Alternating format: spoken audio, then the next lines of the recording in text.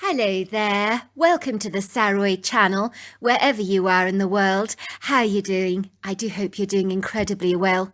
Loads of love to each and every one of you. And I hope you're keeping lovely and warm and drinking lots of lovely hot chocolate, or whatever it is that you enjoy drinking. Let me know about it. But before we get started, don't forget to subscribe to the channel, click the notification bell and the thumbs up. And let's get started with tonight's story. Dear Sarah, and all your lovely listeners. Hurry up, Whiskey. We need to get going now, I told my Yorkshire Terrier. I was standing on the cul-de-sac at the end of our road, where there was a precipitous embankment about 8 feet high. Then when you got to the top of this hill, there was a rocky clearing covered with wild turf, a few rambunctious weeds, and the occasional cluster of wild flowers. But about 200 feet from the clearing was a fabulous wood grove, comprised of oaks, red maples, service berries and crab-apple trees. If you walked around the edge of this sylvan, there was another long narrow clearing that hugged the outer perimeters of the wood grove, which is sizable enough for a car or a tractor to drive through, for it's a long narrow clearing, and it led directly to a large silvery lake, surrounded by the most exquisite weeping willows I've ever seen in my entire life. This glorious lake is owned and managed by a local farmer and heavily stocked with a thriving fish population. If you go fishing there, you're unlikely to return empty-handed. The congenial farmer is a much-loved member of the community who has generously allowed many of the locals in our neighbourhood to fish at that lake to help keep the thriving fish population under control there. Although there are some natural predators like herons and gulls that congregate in the area regularly and help in this regard as well. So it's a wonderful spot to observe waterfowl and interesting bird life. I've caught some large white bass there from time to time. I know some bald eagles have been seen soaring the skies in the area. In truth, the woodgrove and the hiking trails there are all owned by the same farmer. It's a fabulous haven for all kinds of indigenous wildlife. Suffice to say, this is an extension of his land that is surplus to requirements, so to speak, so everyone in our neighbourhood was always encouraged to go walking there, and invariably we did. Many of the folk here would climb the steep embankment with their dogs and walk through the clearing, and then take their dogs on many of the steep hiking trails that are always well maintained. The great thing about owning a Yorkshire Terrier is, let's just say, if you're a busy bee with 101 things that need to be done, you can just take your Yorkshire Terrier around the block and he'll be as happy as a pig in muck. So they are great for people who haven't got much time on their hands, or lazy buggers who would rather sit around the television drinking cola and stuffing their faces with pizza. I'm glad to say that I am neither one of the above. Needless to say, I knew I needed to get back home quickly, based on the state of the clouds. I've always found in the bluegrass state that the unheralded rain can come so fortuitously.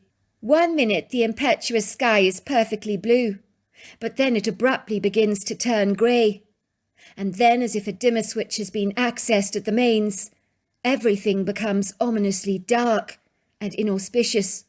Before you know it, you hear the distinctive, portentous, booming, rumbling sounds of the very aggrieved, baleful thunder in the distance, warning you of his impending wrath.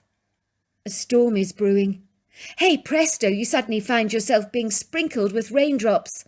At first they're faint, rather slight and random, but you know they will change, as they always do. This is the serendipitous warning sign that you need to get home as quickly as possible, or let's just say, if you don't, the heavens will involuntarily open. The only way you will return home is looking like a half-drowned kitten, for when it rains hard here in the bluegrass state, it definitely pours, and I mean it literally comes down in sheets or buckets. It buckets down so hard, it's not the kind of rain for the faint-hearted, timid or cowering by nature. Hurry up, Whiskey, I was saying to my tenacious Yorkshire Terrier, who really believes he's bigger than Mr. Piers's Great Dane, and far more dangerous than the Thompsons' 2 Rottweilers, both close neighbours of ours, who live on either side of us. Indeed, my little spirited Yorkshire Terrier is so bold, bumptious and assertive that he quite literally makes a beeline for all the big dogs. As far as Whiskey is concerned, the bigger the dog, the better. Most of these full-blooded big dogs are so taken aback, seemingly bemused by Whiskey's dogmatic and perilous assertiveness, that instead of seeing my little dog as a tiny bedraggled rat, He comes across intimidating because of his brazen, audacious confidence. I've known big dogs to be terribly afraid of Whiskey. He's quite a dominant, bossy little rascal. We need to get back, boy. A storm is brewing. We need to hurry. It would seem my warning words were of little significance to Whiskey, whose little nose had discerned an intriguing, curious smell in the turf. He wanted to enjoy it. All the different bouquets were very intriguing to him. Listen, Whiskey, we need to go, I said, tugging the lead hard. I glanced up at the sky dubiously. It had become dark and gloomy. Then it happened. The distant rumble of thunder rippled across the ether like a pounding drum. We need to get back, I urged my dog. Finally, Whiskey looked up at me through his dark, sparkling brown eyes, trotting obediently up the road, resigning himself to the fact that the man whom he believed he owned and not the other way round was cowering at the prospect of rain. I'm quite sure in our relationship Whiskey believed that he was the big boy and I was the little one. Whiskey walked ahead of me, with me trailing behind him, holding his blue lead in my hand. The street where I live is very pretty, with lots and lots of yard space in front of the houses, beyond the red brick pavements. Most of the individualistic houses have been well maintained, with beautiful yards that are manicured and mown. The street is lined on either side with cherry blossom trees that burst into bloom during spring. But at that time of the year, the street looks sensational. But it's a pity it's so fleeting, as those blossoms don't last terribly long. I'm glad that the houses where we live aren't on top of each other. They're scattered apart significantly, so that every homeowner has an adequate amount of space. I'm very big on enjoying my yard space. I'm a keen gardener that thoroughly enjoys growing roses and vegetables. We live in an attractive old 50s home that was recently modernised. It has symmetrical exteriors, white walls and a red terracotta roof, giving it a doll's house appearance that I find rather endearing. It oozes charm and character. These days houses with character are beginning to cost an awful lot. A Queen Anne house will be snapped up faster than you can say Jack Robinson. People are really into historic houses these days. My wife simply can't comprehend my incessant need to be in the yard, but I love it out there. I enjoy the feel of the sand and the fresh air blowing against my face. By all accounts, Whiskey was supposed to be my wife's dog, but he gravitated towards me, promptly deciding that I was the one that he wanted to hang around with. I just have one thing to say about that. There is no accounting for good taste. The little guy knows I'm infinitely more interesting than the wife. At first I thought I'd feel rather effeminate walking around with a cute little Yorkshire Terrier on a leash, that so many women might tuck away in their purses, dress up in cute little outfits and adorn with glitzy diamante collars. But not Whiskey. I think he'd be appalled to wear an outfit or to be stuck in a purse. He's a man's dog through and through.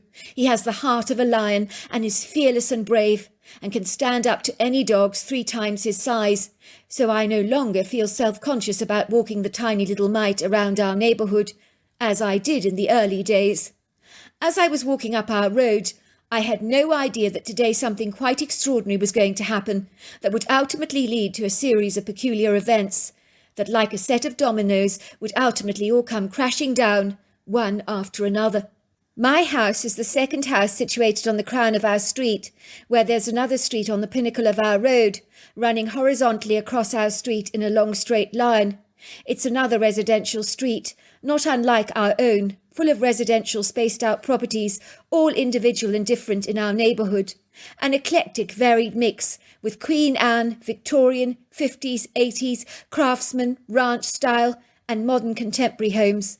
I like the latter a whole lot less, as some of them look angular and officey. Not my cup of tea, I hasten to add, but then, as my wife is always inclined to say, each to his own. I could feel a few drops of rain cascading down my face, so I began to increase my pace steadily, before I got caught up in the deluge. Then it happened. I saw this young boy of about 8 years old, riding his bicycle across the road. I imagine he was eager to get back home, due to the scent of rain on the wind. The next thing I knew was that a truck came racing down that road so fast, driving right through the bicycle, not stopping to draw breath, but leaving behind a treacherous pugnacity, or scene of carnage if you like. The young boy's bicycle went flying into the air. So did the boy. Thank God he was wearing a helmet as he came colliding down onto the asphalt road with a mighty, thunderous crash. It was as if time stood still. Everything happened in slow motion, like a silent movie. The anonymous driver in the truck drove away so fast. The boy and his bicycle lay silently in the middle of the road, unflinching and unmoving. The bicycle was now a gnarled wreck. I ran up towards the young boy, my heart thundering in my chest at 100 miles an hour. I don't mind admitting that I was petrified of what I would encounter. I was almost positive that the boy would be dead. I'm glad to say I found that he still had a pulse, but it was a very slow pulse. It didn't look good. The boy was clearly unconscious. I vigorously pulled my cell phone out of the back pocket of my white cargo pants and dialed 911, tapping away vigorously on my cell phone, almost as if my life depended on it. "Help!" I cried down the phone, finding it difficult to articulate my words, as there was a huge lump sticking in the back of my throat. Please come at once. It looks like a young 8-year-old boy, could be younger, could be older, has been knocked over by a truck. It was a hit and run, an SUV. The police arrived on the scene in what seemed like seconds. How they got there so fast was hard to fathom. Our road was now teeming with a plethora of activity that spelt out into the ether the words accident. There was police vehicles everywhere with blue lights flashing. An ambulance flashing with red lights had soon arrived on the scene. The EMTs were assessing the damage, hovering over the young boy anxiously, administering first aid to him. All of a sudden, people came dashing out of their houses, rather like bees being smoked out of their hives, some still wearing their pyjamas, others swimming costumes, gym gear, and, of course, suits and outfits. People were gathering around the scene in congenial, flustered-looking groups, talking together in low, troubled voices. One young woman let out a loud, ear-piercing scream that was so shrill it sent shivers of dread down my spine, causing the hair on the back of my neck to stand up on edge, rather like the prickles on a hedgehog. "That's my baby! That's my baby!" she screamed. Her voice was so gripped with terror. "Jason! Jason! Jason!" she said, hovering over the boy like a frantic bee over a can of sugary cola. "Is he going to be all right?" she asked the EMT. "He's not going to die, is he? Please, God, don't let him die." The woman became hysterical, and the EMT was trying to calm her down. "Listen, ma'am, we're taking your son to the hospital right now. We need you to be calm for his sake. You can come with us and hold his hand if you like. Your son has been badly hit. He's unconscious." "But is he going to die? Is my son going to die? Someone answer me. Why won't anyone answer me?" "Calm down, madam. You need to be strong for your son's sake. If you're upset, he will pick it up, even if he's unconscious," said one of the EMTs, leading the woman into the ambulance. "It's early days. The doctors will evaluate your son when we get to the hospital. The main thing is he's alive, and that's very good news. These days they can work miracles. The secret is to be positive and to pray. Now let's get moving, shall we?" The woman looked rather familiar to me. She was absolutely distraught. My heart went out to her as she climbed into the ambulance, the door closing behind her, the vehicle whizzing away down the long ribbon of asphalt, red lights flashing and sirens blazing until it had gone. One of the policemen was calling my name. "Can I speak to Hank Barry?" "That's me," I said, raising my hand, walking towards the officer with whiskey still on the lead. Many of the locals were engaged in garrulous chatter. "Who runs over an 8-year-old boy, I ask you, and just scarpers and beats a hasty retreat from the scene like that? Who runs over an 8-year-old boy and just scarpers and beats a hasty retreat from the scene like that? What is the world coming to? What about human decency and integrity?" was some of the chatter that I picked up on the wind. Everyone was naturally unhinged about an accident of an 8-year-old boy left for dead in the middle of the road. Who could do such a despicable thing? The police officer was a man in his early 30s. I could see he was terribly discomposed.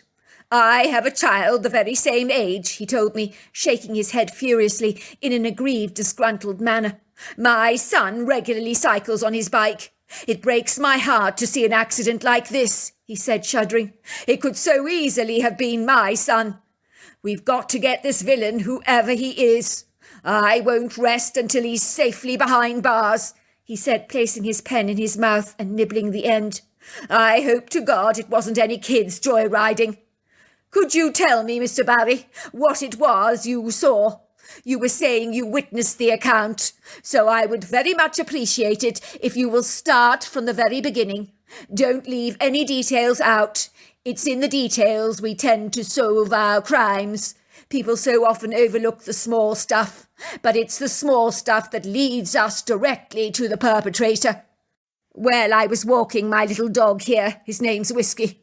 I knew it was going to rain, but it appears to have abated for some reason. I was hurriedly making tracks home. I happened to glance up my street. I saw a young boy cycling vigorously across the road above ours. The next thing I knew, this truck was driving way too fast, far too fast to be able to stop in time. So he went right through the boy, causing a significant impact to the front bumper of the car. Oh, the boy, his bicycle and the boy went flying in the air, and he came crashing down to the ground with such a force, rather like a fly thumping against a glass window pane. Usually when that happens, the fly is completely pulverized. At that graphic reference, the policeman wrinkled up his nose in disgust. I don't think my analogy impressed him greatly. I thought the poor boy must be dead. If he did survive, it will be thanks to the fact that he was wearing a helmet. All I knew was the SUV went riding right through him and never stopped. So you're saying the truck did not stop? No, it didn't stop. It slowed down for a second or so as it veered around the scene of carnage. Then it sped up and drove fast away. I mean, it speeded up very fast. I know the driver knew exactly what he'd done. That was a forceful hit. I'm certain the front of his truck must be very mangled. It looked all concaved and buckled at a glance. You could definitely hear the sound of pulverizing metal and the heavy thumps. But of course it all happened very fast. But he still drove away, said the police officer, a frown developing on his face. Bloody bastard! If I could throttle him myself, I would. But I have to leave that to the law. Let me tell you, he ain't going to get away with this. We will catch him. And as you were saying, his bonnet has been badly damaged, and that is our first very good clue. He still drove away, I affirmed. It did happen fast, although everything was in slow motion. What kind of truck was it, sir? What colour? Do you remember? I flushed with embarrassment.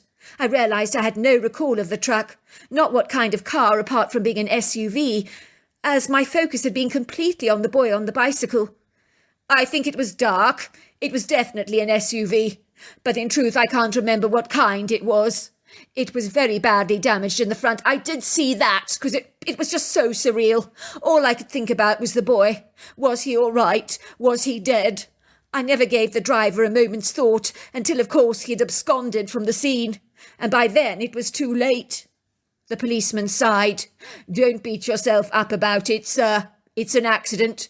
People often forget details like that.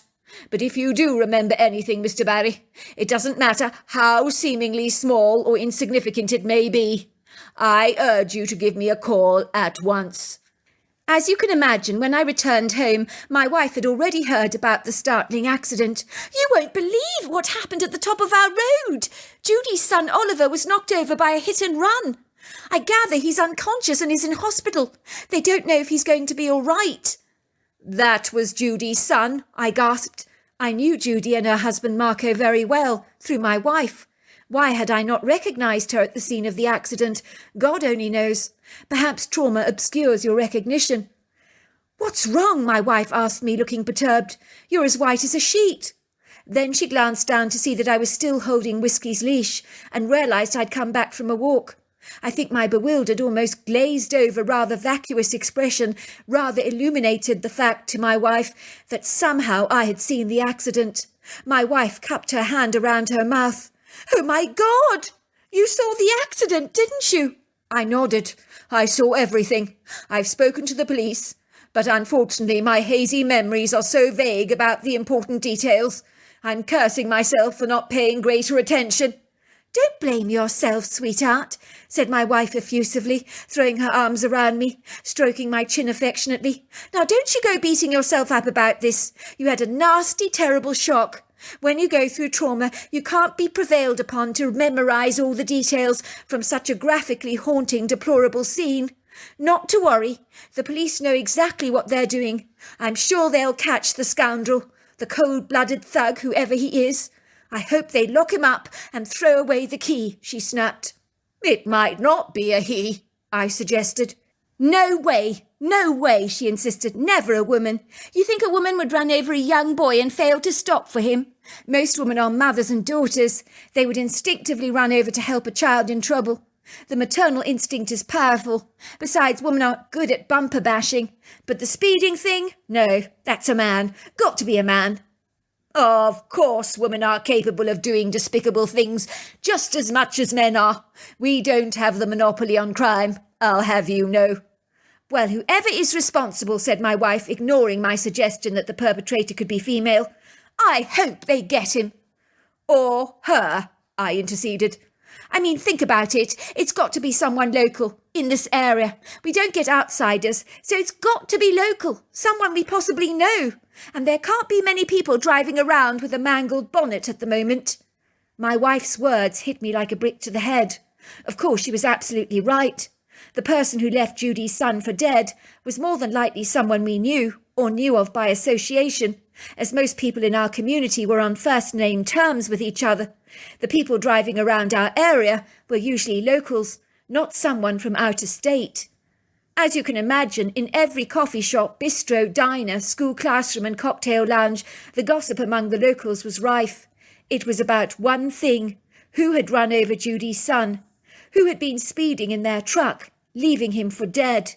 People looked at each other with an air of suspicion as they pondered, was it you? Was it you? It was awful to know that among the local community, one person was sitting on a dark, insidious secret that was festering away in their heart. It was clear that people were studying each other's bumpers in parking lots, and the guilty party, whoever she or he was, must be definitely running scared by now.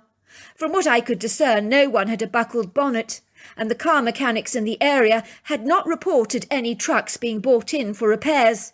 Whoever the perpetrator was, they were one step ahead of the game, as the police were beginning to draw blanks. My wife was very close to Judy. She was more my wife's friend than mine. What I'd learnt from my wife was that Judy's son was unconscious and had undergone multiple operations for various fractures, but was in a stable condition, but still on life support. Judy had sobbed to my wife on the phone. My son's just attached to all these dreadful machines. I don't know what to do. The surgeon tells me it's all a waiting game to see if my son will respond. But they do say that children at his age have resilient bodies. They can often bounce back. He says they can make a full recovery sometimes. Well, there you are, said my wife. It sounds like there is a rainbow on the horizon. All we have to do is pray. Everything's going to be fine, I promise you. When I walked Little Whiskey the next day on the side of the road, I noticed where the grisly accident had occurred were flowers, big teddy bears and all kinds of mascots strewn across the red brick pavement like a memorial, almost as if Judy's son was dead, even though he was fighting for his life. I went to read some of the mascots. They were so sweet and so encouraging, saying things like, wishing you well, young man. May God bless you, wishing you a swift recovery. A week passed and my wife and I were in the living room watching an insipid, bland movie on television.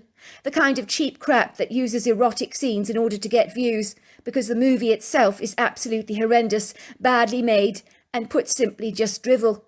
My wife got up and exclaimed, I'm tired, sweetheart. I'm going to bed. I'm afraid the movie's not holding my attention.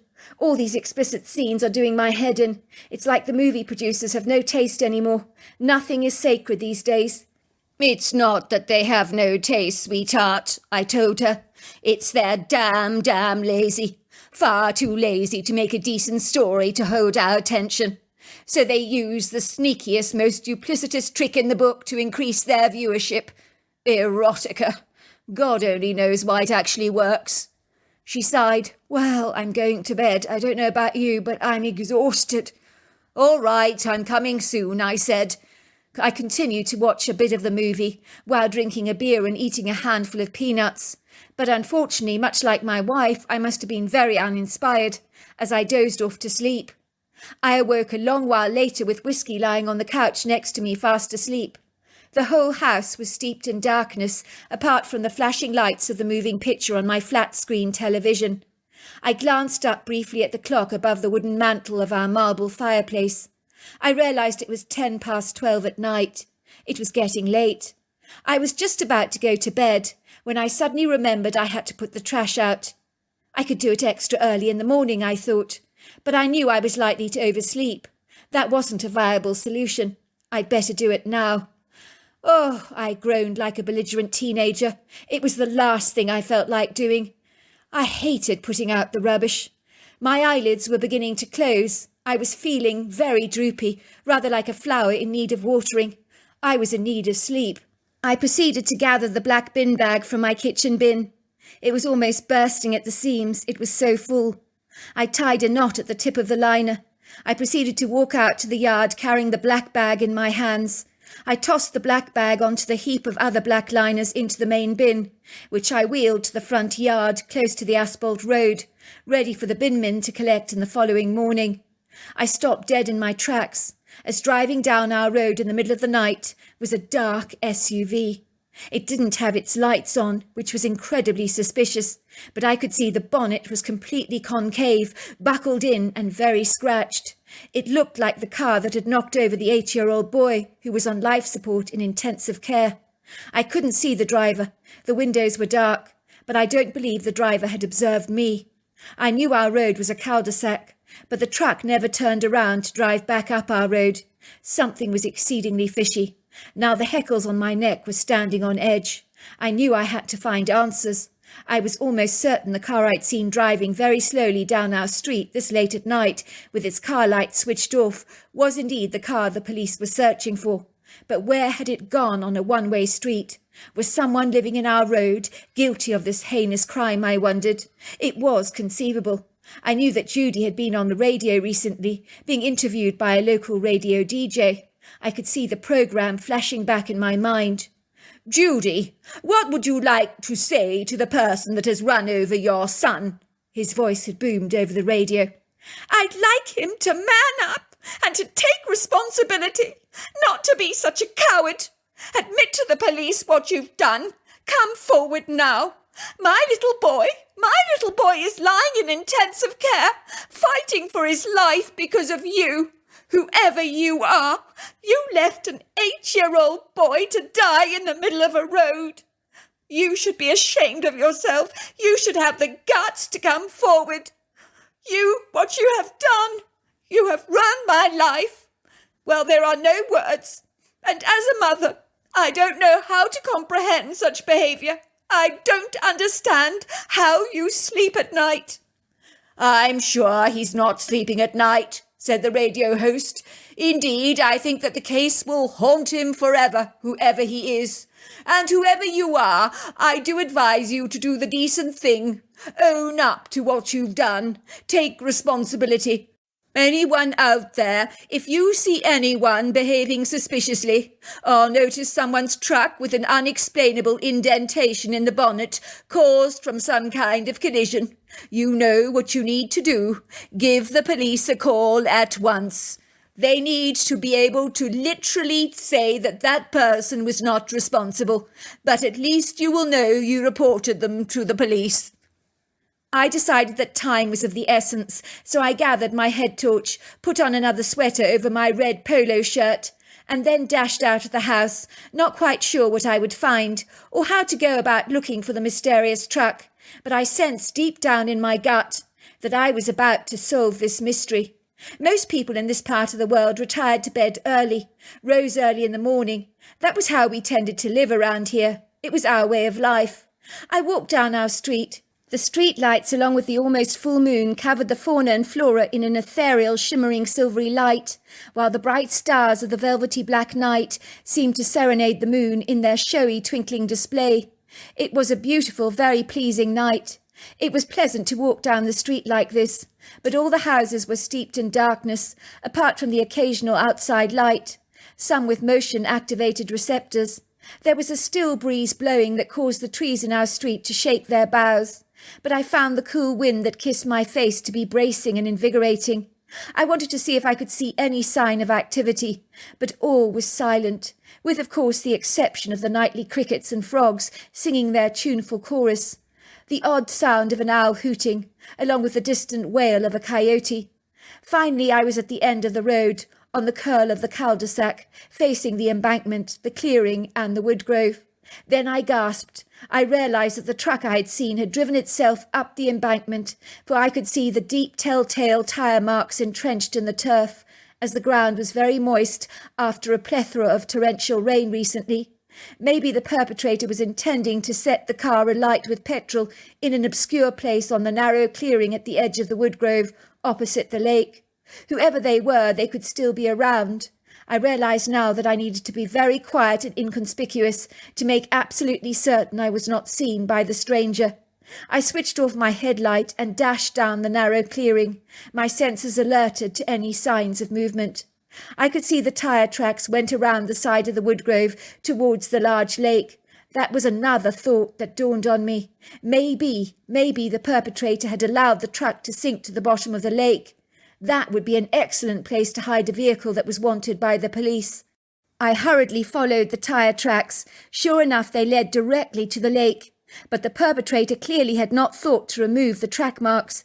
That would be something I would do if I was trying to cover my tracks or conceal a duplicitous crime. Otherwise, it's so easy to get caught. Whoever they were, they had never read a Sherlock Holmes mystery before, for if they had, they may have been a wee bit more assertive and removed those tracks. I trudged towards the lake. The ground was muddy. I almost lost my balance a couple of times. I remained very quiet in case the person that had disposed of the truck was still loitering around. I was studying the lake. I noticed that the still water was rippling with high frisky waves, almost as if someone had disturbed the water by swimming. That was when I could see an obscure head bobbing up and down the surface of the water, and then this massive being was pulling something from the murky depths out of the water onto the river bank. I could hardly believe it. Who had the strength to do that? It was the dark SUV that had been recently swallowed by the water. Now this huge thing was being brought out from its watery grave, much like a police recovery project. I cautiously moved closer, hardly being able to fathom what my eyes were perceiving, for the silhouette of what appeared to be a humongous man-like figure was hauling out the SUV with two powerful arms, without much difficulty at all, I might add. I stealthily crept towards a large weeping willow, where I hid behind the curvaceous trunk. It was close to the water's edge. The shafts of soft moonlight danced and dappled across the face of the strange humanoid. Imagine my astonishment to realize the creature that pulled the SUV out of the lake was a Bigfoot. Surely not, I thought. For a moment I stared at the Bigfoot with an incredulous look on my face, for until this moment I had considered such a creature to be legendary. I had been one of those cynical, sceptical types that bases everything on evidence and fact. But now I was seeing the Bigfoot larger than life with my very own eyes.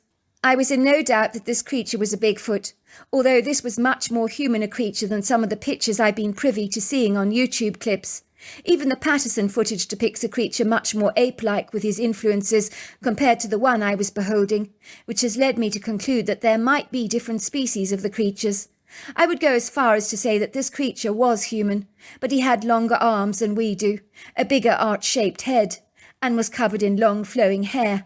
I'm not sure of the exact colour of the hair, but it looked to me to be a dark colour, possibly with a hint of auburn, but I cannot affirm that fact with certainty. But I will say this, the creature was Herculean in size, with an elephantine muscle mass. Let's just say he would make the world's strongest man green at the gills and squirm with envy, like an octopus at the end of a fisherman's spear. Because sorry, mate, you could not compete with Mr. Bigfoot. Well, not the one I saw anyway. The one I saw was about 8 foot and about 800 to 900 pounds. I could hear him whistling to himself as he examined the wet car, like a happy car mechanic. He opened the driver's side door, yanking it off so hard that the door came off its hinges. Then he climbed inside and played in the SUV for a long time. He sat at the steering wheel like a kid, as if pretending to drive. Then he pulled out the back seat of the SUV with one large tug with his powerful hand and placed it on the riverbank. and then he dragged the rest of the trunk to the edge of the lake and pushed it back into the water, along with the detached driver's door, and then it began to sink to the bottom of the lake. The Bigfoot walked off with the back seat under his overlong arm, much like a yoga mat, and glided away. I guess he had discerned that the seat would be very useful to him. I suppose it could, in a way. I watched the way he moved. He looked like he was floating on air. As I was turning around to go back to the house, I heard someone on the path making a very distinctive thrashing sound. Then I saw a figure, a silhouette of a human with a trowel, using the back of a spade to eliminate the tyre tracks by smoothing them over like you do with cement to create a flat, seamless finish. It would seem that whomever they weren't as naive as I thought they were. Imagine my surprise when I saw that the person with the trowel trying to eliminate the evidence by smoothing down the track marks was no other than Dawn Hepburn. She was the vicar's wife. This was a woman who was supposed to be the quintessential pillar of the community. She was involved with so many charities for Save the Children, but she hadn't even got out of her SUV to save a young 8-year-old boy. The mind boggles. I could feel the bile rising up in the back of my throat, the anger surging through my body. The woman was a hypocrite. There was nothing I loathed more than the so-called Pharisees of society, that to the outside world did everything by the holy book, but behind closed doors they were treacherously deceitful. "Hello, Dawn. What are you doing here in the middle of the night with your spade?" Dawn flushed. She looked up at me, a picture of horror, her face going a crimson red. "Well, I could ask you the very same thing, Hank," she said, her voice sounding as if she was out of breath. I detected there were beads of perspiration dripping down her forehead, like tears. I noticed she was wearing jeans and what appeared to be her husband's plaid shirt. "Well, I'm out for a walk. Touch of insomnia, I guess. But why are you out here?" "Would you believe it?" she said. "I got this fabulous idea to plant daffodil bulbs on the embankment in spring so that it would look very becoming for all the locals when they come out for their walks." "So you decided to do this at, let's see, 2 o'clock in the morning?" Dawn began to laugh rather awkwardly, but her guileful mind was working rather quickly. "Well, I also suffer from insomnia as it happens, so I thought, why don't I come down to the embankment and plant these lovely daffodil bulbs so the embankment will be bursting with yellow flowers next spring and everybody will be just so amazed by the magic, and I won't tell anybody that it's me that's behind it all." "Cut the bull, Dawn. Do you think I believe your baloney? Whose car is that you're driving now?" I asked, pointing to the car parked in the curl of the cul-de-sac. "That's my daughter's car. I'm just borrowing it." "I see, Dawn. And where is your dark SUV? Come to think of it, you haven't been driving it recently. I suppose it might have something to do with a very mangled bonnet. Due to the fact, Dawn, that over a week ago you drove over an 8-year-old boy on a bicycle, left him for dead. Does the pastor know about this? Or is this your devious little treacherous secret that you do not have the guts to confess to what you have done?" "How do you know it was me?" "Because, Dawn, I saw your SUV running over the little boy. Then tonight, when it was dark, you drove down our street with your lights turned off so that you could drive your SUV into the lake. You aren't planting daffodils here on the embankment for spring, are you, Dawn? Your intentions are deviously cunning. You're trying to cover up your ambiguous crime." Dawn lifted up her large spade. She began to lash out at me with it, but I grabbed it from her. She was a small woman. "Don't even think about it, Dawn. You don't stand a chance against me. It's not a good idea." "Please, Hank, you've got to believe me. This whole thing, it was a dreadful accident. I didn't mean to harm the boy." "So it was an accident to go speeding down a residential road so fast that you didn't have any time to stop?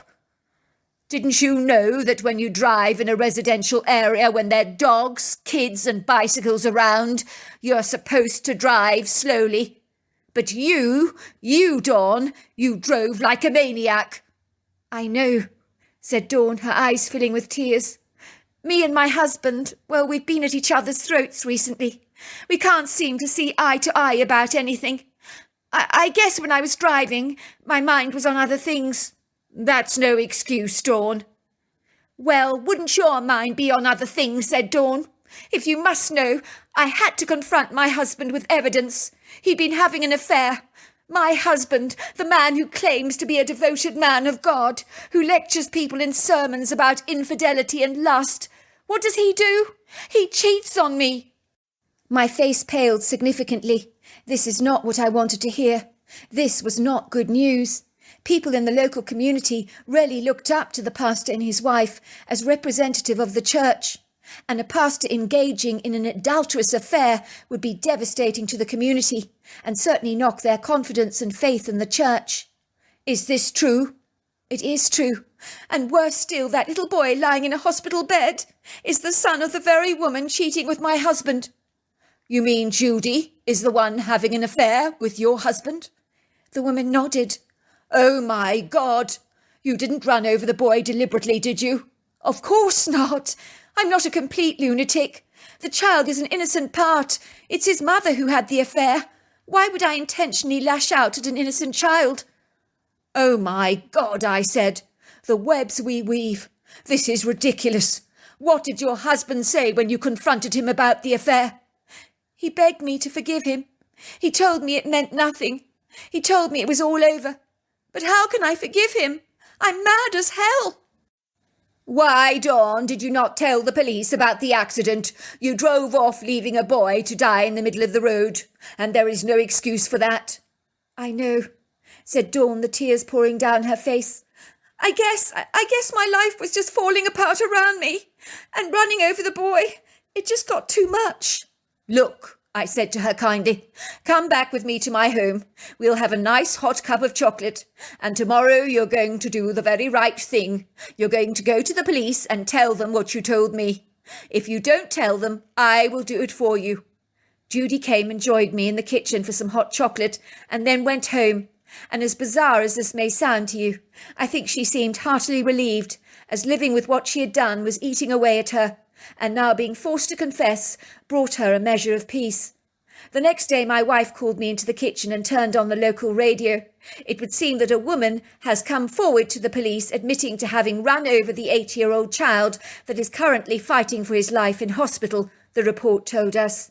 In the weeks and months that went by, the local community found it exceedingly hard to get their heads around the fact that it was the pastor's wife that was the one who'd run over the 8-year-old boy.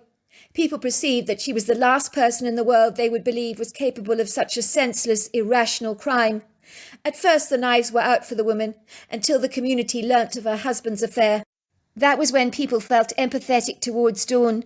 They were disgusted about what the pastor had done, especially as he represented the local church. Thankfully, Judy's son recovered from the accident and is healthy and fighting fit today. As for the pastor's wife, Dawn, she didn't get away completely with what she'd done. She did do community service for a while and received a steep fine. She is still married to her pastor husband, but they wisely moved away from our part of the world, as people here would find it very hard to listen to a pastor lecturing about infidelity when he was caught up in it as well.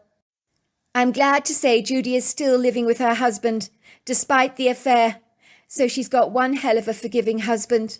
I still think back to the very night when I saw Bigfoot hauling out a huge SUV from the lake. I feel incredibly privileged to have encountered the magnificent beast. I have one thing to say. Thank God that I had to put out the trash that night. So there you are. That's my story. Wow, what an incredible story. Until next time, goodbye and good night.